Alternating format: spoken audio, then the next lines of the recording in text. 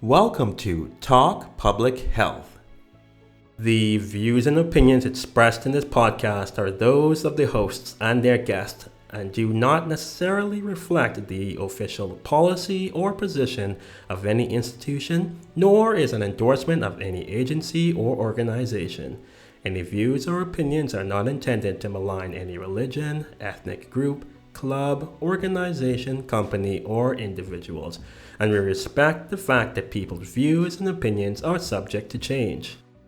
Yeah, welcome back to our first episode of the funded, relaunched, and rebranded Talk Public Health. We've missed you guys so much and we're glad to be back. A lot has transpired over the past months. One being that we're now graduates of public health. So woohoo! Yay! Woo. And we will be covering about 10 episodes with some special editions, including interesting interviews, behind the scenes content, and so much more up until May 2020. Also, stay tuned for more information about our very own research project, which is running in parallel to this season of TPH. Annie, our distinguished project manager and creative director, will tell us more about this. Hey Tosin, happy birthday! Thanks for coming to my party, Annie. But what's with the Oh, the wetsuit?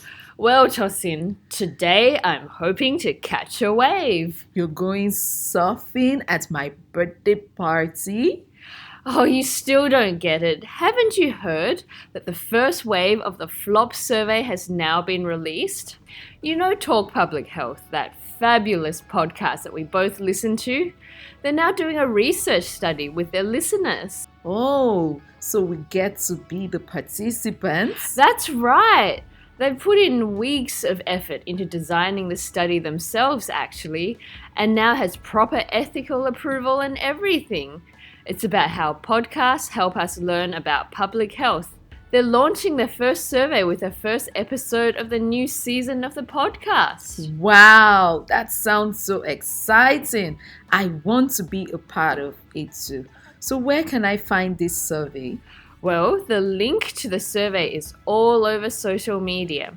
You can check the show notes for episode 1 or go on all the major social media platforms or the Talk Public Health website. That sounds amazing. Okay, Annie, you take care of all my party guests. Tell them that I've gone to catch a wave.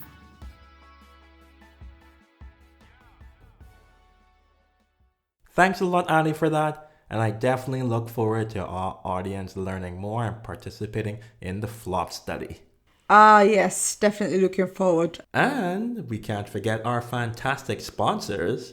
Of course, we are grateful to the Association of Schools of Public Health in the European region, ASFA, and the Associations of Schools and Programs of Public Health, ASPPH, for funding this grant. And the School of Health and Related Research, SHA, the University of Sheffield, for their support in making this a success. Of course, we will want to give a special mention to Dr. Julie Balin for her support in seeing us throughout this process. Now we are available on different platforms, so wherever you prefer listening to podcasts, whether it's Apple Podcasts, SoundCloud, Spotify, TuneIn, Google Podcasts, or YouTube, we're there. And we tell you, just go ahead and hit the subscribe button on your favorite platform, particularly if you're on Apple Podcast. We can really use the follows. And another icing on the cake is our new website, which will feature all our productions and activities. So make sure to check out talkpublichealth.com. So let's get cracking on this. Our first episode is an interview with a prominent personality from a nation that has recently faced a catastrophic event and suffered drastically from its effects. Yeah, you heard that. In this interview, we will look into the topic that plays a large role into similar events, like the one explored by our team, and why this should be of a great concern to us all. Charles has been working on this topic and it's very close to his heart. So Charles, do you want to tell our audience more about what we're addressing today? So TPH fans, On this very first episode of this season, we are addressing the issue of climate change and health. So that's the topic, not teasing it anymore. And we've decided to pull out the big guns by interviewing a Minister of Health and a Bahamian that I'm excited to say. As we explore this critical topic, how it leads to issues like the devastating Hurricane Dorian, which impacted my home country, the Bahamas, in September 2019, and why people, both in the Bahamas and listening around the world, should care about the linkages between climate change and health. Good day, Dr. Sands. It's a pleasure to have you as a key guest on Talk Public Health. Public health plays such an important role in the lives and well-being of the people that you and I serve, Dr. Sands, in our respective capacities as public health practitioners.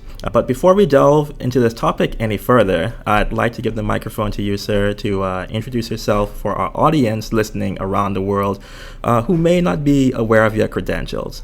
Well, my name is Duane Sands. I am the Minister of Health of the Commonwealth of the Bahamas, having been in this role since May of 2017. I guess that makes me a politician. Prior to this, when I had a different life, I was a surgeon. I am a general surgeon and a cardiovascular surgeon. So my practice, when I did practice, was quite varied.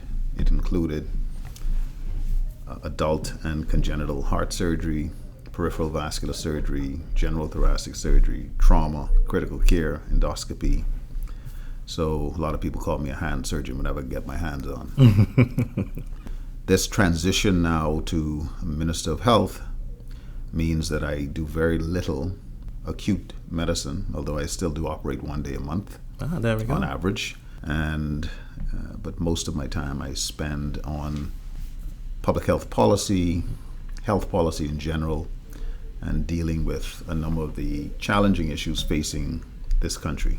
So, Minister, as a public health and climate change researcher and advocate, I don't think it's an understatement to say that the world is slowly beginning to realize and recognize what countries like the Bahamas and other small island developing states have been preaching for decades. We know extreme weather events like Hurricane Dorian have been linked to this larger issue of climate change. And we're going to definitely talk about Hurricane Dorian. But I just want to start with the basics. Why should people, both Bahamians and those listening around the world, care about the linkages between climate change and health? Well, you've asked a very important question. I think we need to step back a little bit, because before we even talk about the relationship between climate change and health, we should talk about the relationship between climate change and life. So the first real thrust in the climate change debate probably could be ascribed to Al Gore and the inconvenient truth that probably on a mass scale brought the issue of climate change, what we used to call global warming, into stark relief. And there was an era when the world started accepting that this was a real phenomenon, and actually there were a number of efforts to move the world. We need to look at Copenhagen, we can look at ultimately Paris, but unfortunately what happened was you had the creation of a counter-current movement, and that was the climate deniers, or climate change deniers. And they have unfortunately gotten the upper hand in this discussion.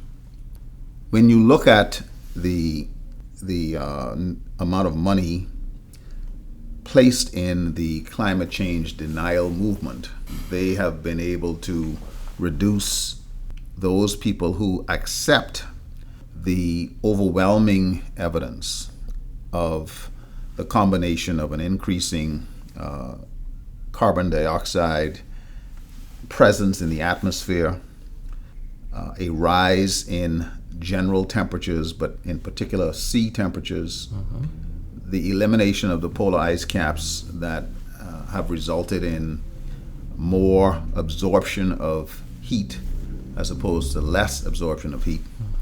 the commercial production of beef that has led to mass productions of methane, which also traps heat. And so what we have seen has been an increase in aggressive weather systems, tropical cyclones, a change in the location of the Gulf Stream. We have seen rising sea levels because of the melting of the polar ice caps. Yep. And the sinking of a number of small island developing states. Tuvalu is one of them, but quite frankly, as you look around the world, you see other areas that are sinking. And when you have the juxtaposition of sea level rises with seasonal or diurnal variations in tides, you can wind up with a situation like we had in Venice this last week, That was a where serious thing. everything's underwater. For our audience out there, I'm sure you'll be wondering who Al Gore is and what Dr. Duane Sands was talking about when he mentioned him. So he is a prominent author, and he wrote the book Inconvenient Truth: The Planetary Emergency of Global Warming and What We Can Do About It. Al Gore is the 45th Vice President of the United States. He was Bill Clinton's running mate. And over the years, he has become an environmental activist whose work has been predominantly on climate change activism. This has earned him actually a Nobel Peace Prize in 2007. So I would say, if you're interested to know more, grab a copy of that book. Following up on that, we also heard Dr. Sands talking about Copenhagen. And for those of you who may not recognize the reference, for those not versed in the climate change world, Copenhagen was really in reference to a 2009 United Nations Climate Change Conference, or COP15, which was held that year. And COP really stands for Conference of Parties to the United Nations Framework Convention on Climate Change. And that was one of the most major UN conferences held around climate change until COP21, which was held in France, where the Paris Agreement was actually born, dealing with this larger and ambitious targets of addressing greenhouse gas emissions, mitigation, adaptation, and financing, which was signed in 2016. And I'm sure that we will talk a bit more about that in future episodes.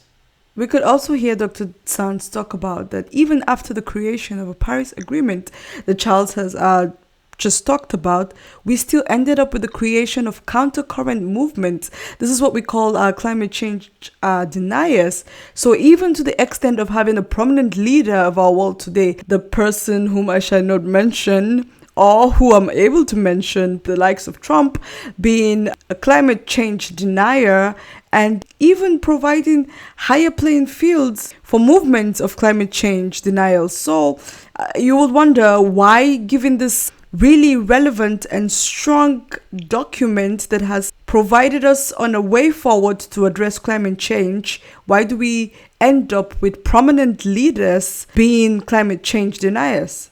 And even persons who are being harmed by this whole climate change denial issue may not actually recognize where it's coming from and the powers that drive it, and why this is creating such a huge level of injustice for people who are at the front lines of climate change, such as small countries like the Bahamas.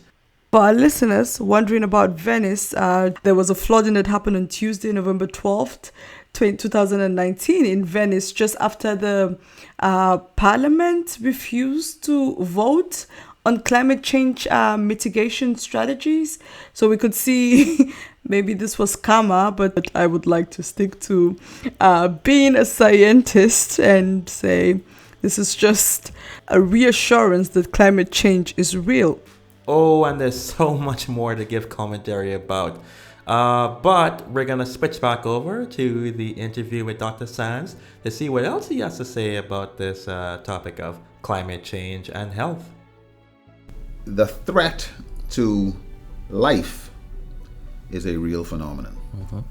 As this process changes, however, there are incredible impacts on the flora and fauna. As the earth warms up, we see changes in species. We see migrations of fish and other animals. We see the emergence of new organisms, whether that's bacteria, viruses, fungi, and also more complex animals. We see changes in the water table, contamination.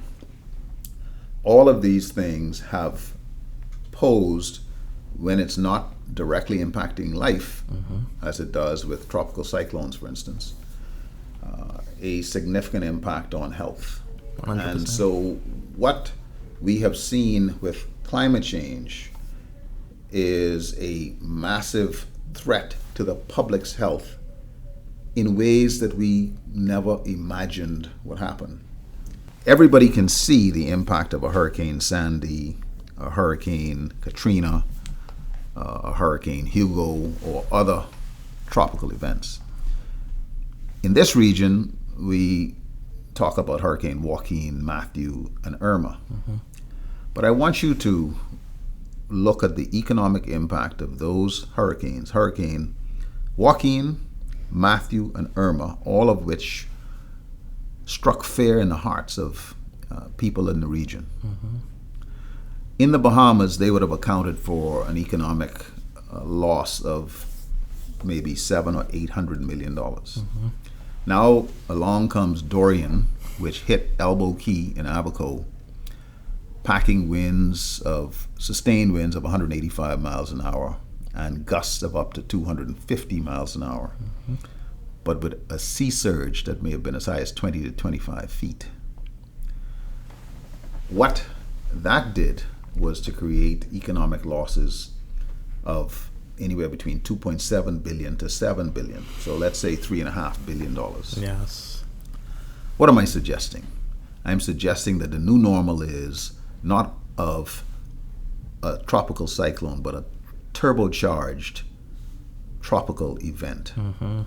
And the impact of the sea surge, just flooding land masses, totally changes much of what we thought we knew about the environment. And we are now just scrambling to understand the massive changes in vector-borne illnesses that come with that, whether we're talking mosquitoes or rodents and the diseases that are associated with them. We also have to deal with non-bacterial waterborne illnesses, Such as? contamination from chemicals. Okay. When you look at the impact on the public's health, there are many bizarre or new challenges related to changes in food sources, so that the crops that you would have expected are wiped out. So now you're talking about malnutrition, undernutrition, famine. You have a number of concerns that previously never really entered into our consciousness. And so as people elevate the concern about climate change, I think health and the impact on the health of so many people becomes perhaps the greatest concern at this time. Most definitely. I think that will segue into Dorian. I cannot begin to express the helplessness I felt, Minister, as I saw our second and third most populated islands and economic engines for our country become decimated over the course of a few days, as I was in Europe trying to complete my studies in the EuroPHealth, European Masters of Public Health program. And I guess at this point, Minister, thinking about this issue of climate change and health, and as Minister of Health, what was going through your mind? And what is the Bahamas doing now to recover from Hurricane Dorian from a health perspective? And how do we now embed this whole issue of climate resiliency into how we perform as a health sector? Well, That's a pretty important question, because certainly without access to basic health services, it would be impossible to respond. And so the first thing that we did was to try and restore health services by the provision of health personnel, human resources, and setting up temporary, sometimes makeshift health facilities in tents, in trailers, in repaired buildings, etc. We would have had to deal with the typical range of problems, so traumatic injuries first, and then rashes and immersion from the elements, then of course the psychological anxiety, depression, post-traumatic stress, and so on and so forth. But then also heightening our presence in terms of vector surveillance and the scrutiny to avoid an explosion of vector-borne illnesses, making sure that the water is safe, making sure that the food is safe. And now it's trying to ensure that we are paying attention to appropriate public health strategies, treating non-communicable diseases in populations where people have lost everything, and quite frankly, many of them don't think it's important anymore. You know, why should I take my medicine when I don't have a house? Or why should I take my high blood pressure medicine when my wife is dead? Or I've lost a child? Why is this important anymore? So trying to ensure that you can provide health services and surveillance and monitoring is a critical part of the restoration of a community, because you can't bring construction workers into an environment where they have no way to be treated if they hit their finger with a hammer or step on a nail, or heaven forbid fall off the back of a truck or off a roof and end up with a spine injury or head injury. So to make sure that we can provide health services, very, very important. It is so important that you have to transcend the seemingly obvious limitations, and that is that you have this massive blow to the economy, the devastation of two parts of the engine of that economy, and yet you still have to provide that service. So you've got to be creative, you've got to be doggedly determined to get it done, and you've got to be able to pull the most out of what you have. And thus far, I think we've managed to accomplish that quite well. But I wanted to say a little bit about climate justice. Yes. Because if you look at it, this is really a class issue, where the wealthy are benefiting disproportionately, and the less wealthy or poor are paying the highest price. And you're watching wealth accrue. It's accruing disproportionately. It's being concentrated into a few hands. 1% of the top 1%. And the rest of the world are now less wealthy, more ill, and as a matter of fact, some of the illnesses that they would never have been exposed to, they're now being exposed to because of the climate injustice. When you watch the devastation of homes, when you look at the destruction of communities, the price is greatest borne by those who can least afford it. And so the climate injustice is borne by the marginalized, by the vulnerable, by the poor, by the young, by the very old. And so we are watching the re-emergence of a Darwinian phenomenon that we thought that the world had moved away from. I mean, for a very long time, we spoke about the equality and the common value of man. And if you look at the SDGs now, they give lip service to these lofty ideals. Very lofty. But if you look at what obtains or what actually is happening, those lofty ideals now, we speak about them, but I'm not sure we're going to be able to accomplish them unless we tackle this phenomenon. And so you pick an SDG, 3 is a reasonable one.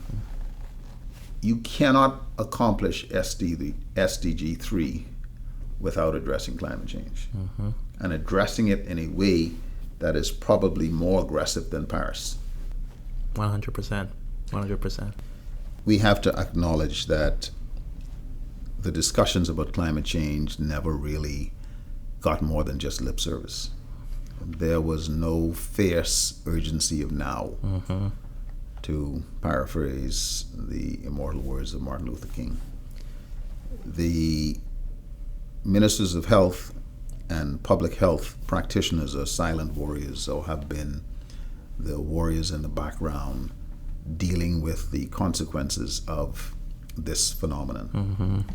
And now we can no longer be silent warriors. We have to be active, we have to be loud, we have to be in your face, as it were, getting people to understand connections that they probably never knew existed.